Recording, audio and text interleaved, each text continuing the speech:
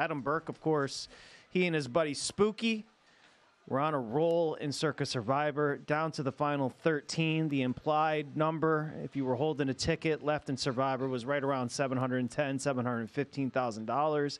They had the Titan doing just fine, my friend. Everything was looking great. And then freaking all of a sudden in the second half, here comes Houston and Case Keenum. Let's talk about it. We'll get out of the way and let you discuss how you're feeling. First off, we're sorry we were pulling for you, but we'll throw up the tracking Survivor list here over at VSiN.com. How you feeling, my friend? I'm good. It's good to be with you guys. I'm not feeling any shame, any disappointment, anything like that. No, look, I mean, it was a hell of a run. It was fun, to say the least. Look, I mean, there's no margin for error in this contest. So, whether you go out in week 1 or week 16 just means you picked the wrong team for that week. And that's what we did, here this past week. I mean, yeah, we got into a position where, there were a lot of discussions being had, especially in terms of potential chops and, what we wanted to do on our end. And I'm not going to get into the specifics of what we did, in terms of our equity and our implied value in it. But look, I mean, at the end of the day, we took the Titans. We thought that they were a good play with the Texans and all the injuries that they had. And unfortunately, the Titans offense just didn't do anything in that game. Yeah, it was a game, Patrick, when you look back on it. I mean, the Browns were fortunate to win. We saw the Bengals were fortunate enough to win. Tennessee was really in control of that game. I had them in circa millions. I was really disappointed. I actually kind of checked that game as a victory. And I was like, all right, that's good. Get me off to a good start here in the final quarter contest. And unfortunately, it didn't materialize. So, okay. Look, it was kind of getting into game-changing territory as far as the cash. Dustin Sweetelson had a theory as far as how you feel. So what I'd like for now, Dustin, is you to run by your little theory and see if Adam Burke agrees with you. Let's hear it. I think when people look at these situations, they go, oh, my God, it looks like so much fun. My ticket's alive. I could potentially win $1 million or millions of dollars. I think my friend Adam Burke, I think I know him pretty well. We've shared many a beer together. Well, not the same beer, not like Lady and the Tramp style, separate beers, but at the same table. 2 straws, 1 glass. Yeah. Does anybody drink a beer with a straw? And I know his vibe, and I know see, I tried not to text him, but I know there are others who are less disciplined than I. It's a funny statement. Who were bothering him constantly about who we going with, who are we thinking about, can you believe it's real, can you believe you're still alive? And I know his personality.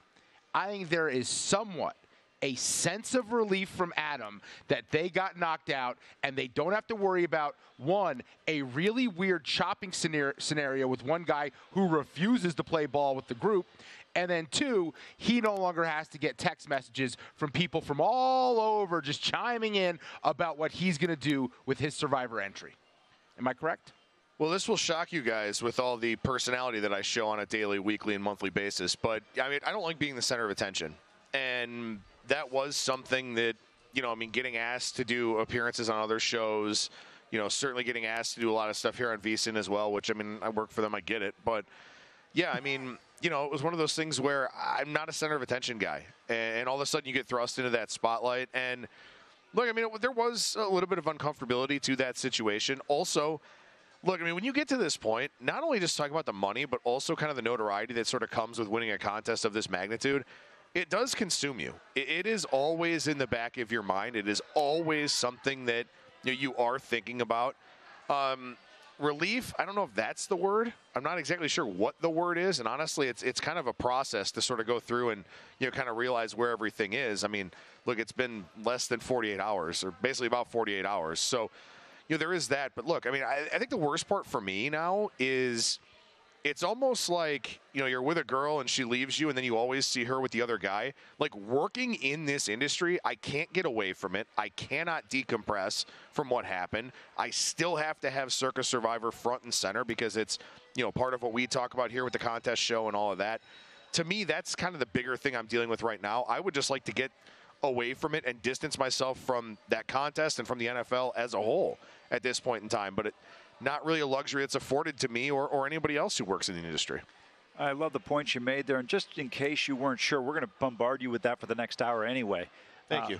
Appreciate it. One of the questions I asked earlier is, though, is there an option, I don't know if you're aware or not, if somebody wins, that they don't have to disclose publicly who they are in this contest, or is that part of the requirement on it? Because I know it's great publicity for Circa itself, but it's a lot of money, and there might be a lot of people that want to, as you alluded to, be private about it. Yeah, I mean, I think the one thing is, now that we got close enough to the point where we were discussing a chop, which, the one guy was absolutely not in, and he's still not in. He's made that intention very clear. It's not like everybody else was in. I mean, there were other people that were kind of holding out. Look, I mean, yeah, I don't think it's exactly like the lottery where you can just, decide not to be public, and definitely, certain states have their own policies on that as well. But because this is such a big deal for Circa, I think it would be something that would be very, very challenging to do. So the strategy had been, Adam, up until this past weekend, that you just avoided the games that you guys picked in Circa Survivor. Like I mentioned, Tennessee was kind of in control of that game. I'm curious, were you watching Titans-Texans or no? Nope, didn't watch it. I was watching the Browns win a game that they had no business at all winning.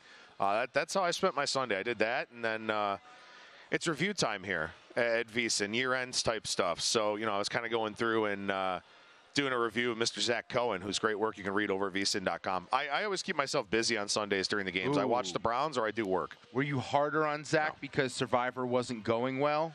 No, and again, I mean, look, one of the things I've kind of talked about here on the show and on other appearances and all that, I continue to operate under the premise that we hadn't won anything yet. So it's not like it was money taken out of my pocket necessarily. I mean, yeah, it was something that, certainly would have loved to have had, obviously, but look, I mean, at the end of the day, I feel like I kind of kept a pretty decent mindset about the whole thing. Am I pissed off? Absolutely. Am I disappointed? For sure.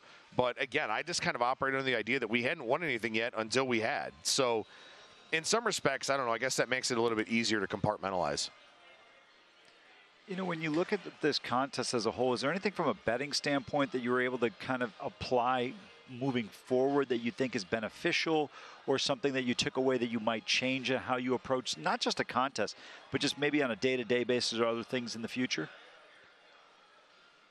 I think it's kind of a challenging question because, every NFL season is so unique, right? I mean, This year has been dramatically different with the number of backup quarterbacks, third-string quarterbacks, hell, even fourth-string quarterbacks. So, I think it just kind of illustrates how each season, each week, each game, each situation is very, very unique.